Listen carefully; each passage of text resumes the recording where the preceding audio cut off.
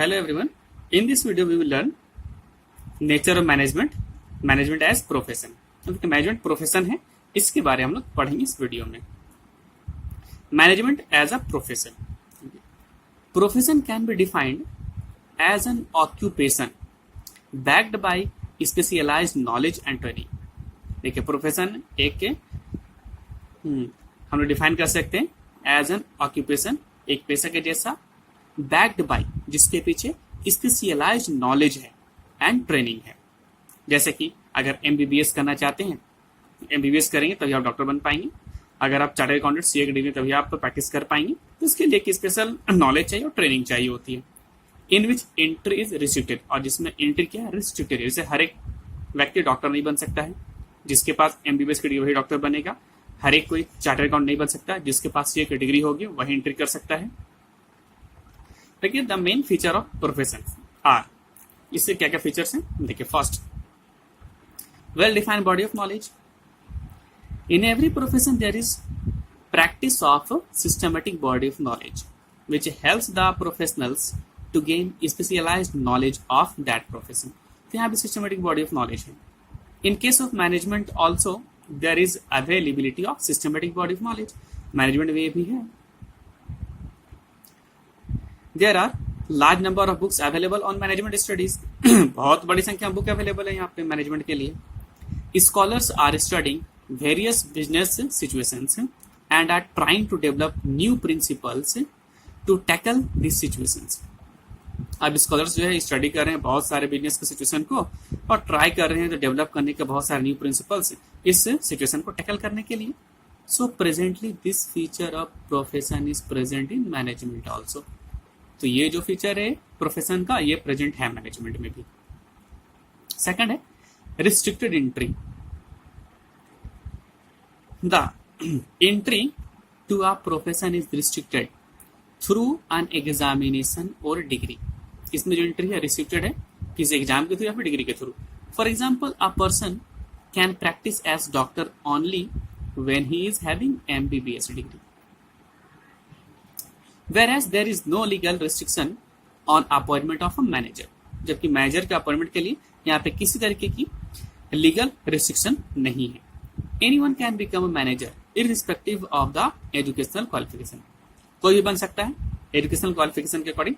But now many companies prefer to appoint managers only with MBA degrees. लेकिन अब बहुत सारी कंपनी सिर्फ MBA डिग्री वाले को ही मैनेजर के तौर पर रखना प्रीफर करते हैं.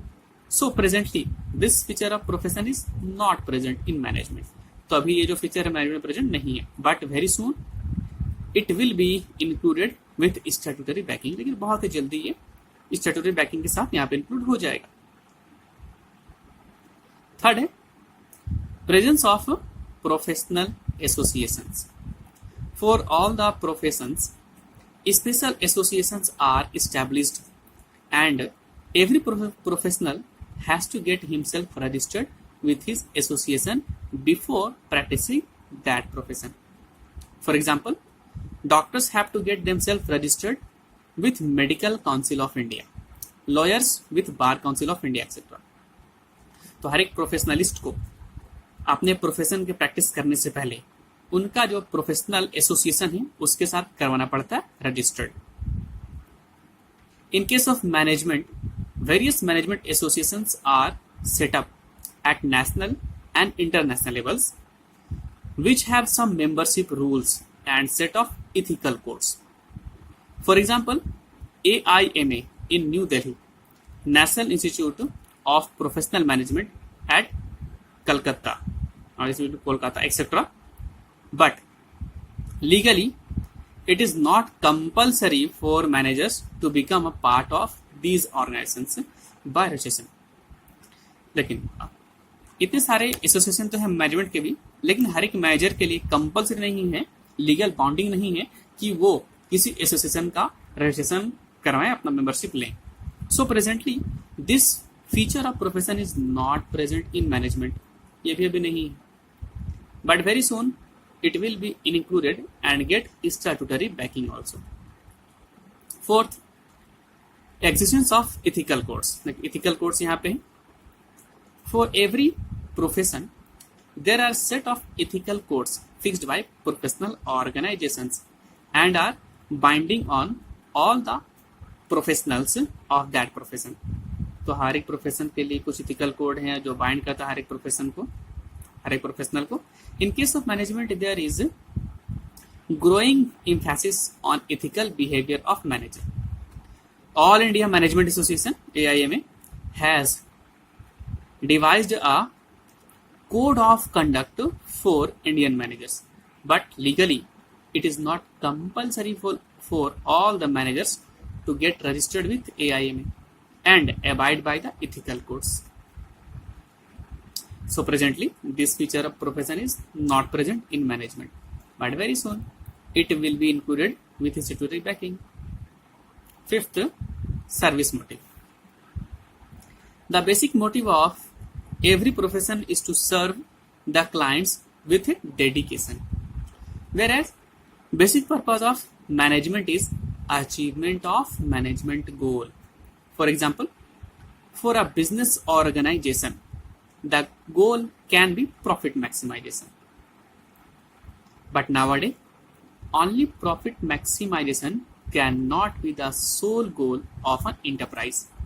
To survive in market for a long period of time, a businessman must give due importance to social objectives along with economic objectives. So presently, this feature of profession is not present, but very soon it will be included. Now conclusion, only one feature of profession is present in management. So we can conclude that management is likely to be a profession in future. तो हम बोल सकते हैं कि management जो है future में profession बनने के कगार पर है, अभी ये प्रोफेशन नहीं है. Okay, thank you.